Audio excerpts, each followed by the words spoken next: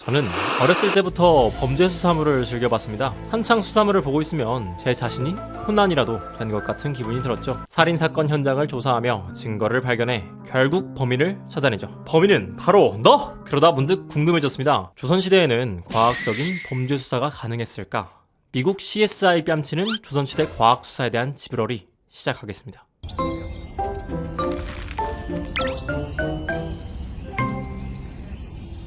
요즘은 드라마에서 쉽게 볼 수 있는 과학수사기법, 지문, DNA, 국적 등등등 범인을 잡기 위한 방법은 정말 다양해졌는데요. 이런 방법들이 없었던 조선시대에는 미궁에 빠진 사건을 어떤 식으로 해결했을까요? 여러분, 놀라지 마세요. 과거 조선시대 사람들의 과학수사기법 생각보다 놀랍습니다. 우리 조선의 과학수사기법이 고스란히 담겨있는 일화를 하나 살펴볼까요?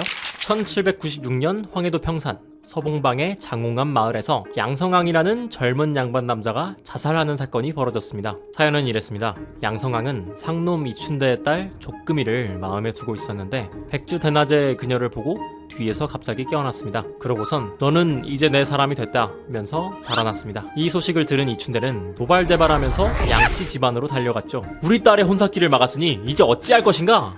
라며 양성왕의 아버지 양계수에게 따졌습니다. 갑작스런 일에 양계수는 일단 이춘대를 달래서 돌려보냈죠. 그러고선 아들 양성왕에게 그 분노를 쏟아냈습니다. 너 같은 놈은 필요 없으니 나가 죽으라! 그날 밤 양성왕은 간술을 마시고 생을 마감했습니다. 아버지 양계수는 관아에 고발하기로 했습니다. 자살한 자식의 죽음을 어디에 하소연할 수는 없지만 이춘대에게 당한 치욕을 그냥 넘길 수 없어 상놈 이춘대가 우리 아들을 죽였다고 고발한 것이죠. 그리고는 아들의 시체를 상놈 이춘대의 집으로 가져다 놓았습니다. 자, 조선의 과학수사관들은 이 사건을 어떻게 해결했을까요? 조선시대에는 살인사건 등 인명과 관련된 사건이 벌어지면 가장 먼저 그 고을의 수령이 1차 조사를 시작합니다. 위 사건의 경우 평산부사 유광천이 초검관이 되어 사건 현장으로 달려가죠. 유광천은 도착하자마자 시체가 위치한 곳의 규격과 장소 특성들을 일일이 적어나갑니다. 다음은 시신의 상태를 확인하는 것이죠. 두 눈을 감고 입은 약간 벌리고 코에서 피가 흘러나왔는데 전신의 살빛이 누런색이고 배는 팽창하지 않았으며 구타 등의 상처도 없어 보였습니다. 독을 먹은지 의심스러워 은비녀를 항문에 집어넣어 봤더니 금방 검은색으로 변하였고 변을 채취하여 가열하였더니 흰색의 소금 결정 등이 나타났습니다. 간술을 마신 것이 틀림없었죠. 이에 유광천은 증거를 찾기로 하고 양성왕 집의 곳간을 뒤졌습니다. 이윽고 두부를 만들려고 두었던 간수병이 발견되었고 그 옆에 간술을 담아 마셨는지 사발 하나가 놓여 있었습니다. 이를 통해 사망 원인은 간술을 마시고 죽은 복로치사임을 밝혀낸 것이죠. 이렇듯 철저했던 조선의 과학수사. 이런 수사가 가능했던 것은 바로 무원록이라는 책 때문이었습니다. 무원록은 원래 중국 원나라 왕여가 1308년에 저술한 책으로 중국을 비롯해 조선, 일본 등지에 전해져 법의학 지침서로 널리 활용되었습니다. 이후 조선에서는 자국 실정에 맞춰 여러 번 수정을 거듭하며 무원록을 가다듬어 사용하죠. 아무튼 무원록을 바탕으로 한 과학수사는 검시로 시작해서 검시로 끝난다고 해도 과언이 아닙니다. 검시가 무엇이냐? 바로 시체의 안색을 관찰하는 방법이죠. 사물의 색을 통칭하는 안색의 종류에 따라 죽음의 원인을 달리 파악하였으므로 색에 매우 민감하였습니다. 붉은색 계통만 보아도 정말 다양했죠. 무엇보다 적색은 구타나 혹은 목을 맨 상처의 중요한 지표였습니다. 사체가 붉은색이라면 틀림없이 살해되었을 가능성이 높다고 봤죠. 자상의 경우라면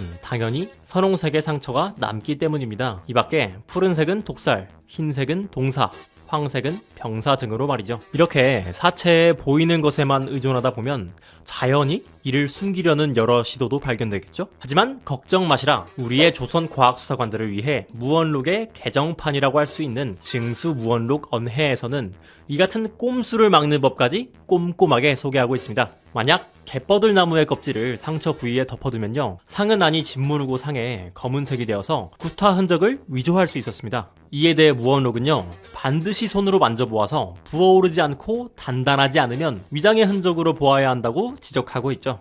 또한 검시로 알 수 없는 사건의 진실을 알기 위해 보조수단격인 법물을 사용하는 방법도 여러 가지였는데요. 지게미, 초, 파, 매실, 과육 등은 사체의 상흔을 드러내는 데 사용되었고 창출, 조각은 시체가 놓인 곳의 악취를 제거하는 용도로 활용되었습니다. 상처가 드러나지는 않았지만 흔적이 의심스러운 부위가 있으면 먼저 그 부위에 물을 뿌려 적신 후에 파의 흰 부분을 짓지어 상흔이 있는 곳에 넓게 펴 바르고 초에 담가두었던 종이를 그 위에 덮어둔 채 1시간여를 지난 후 이를 걷어내고 물로 씻으면 상처가 바로 나타날 것이다 라는 식으로 말이죠.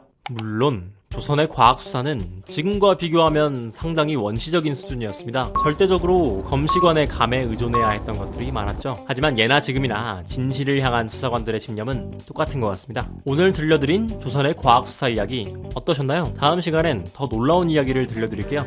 당신의 지식동화 지브러리였습니다.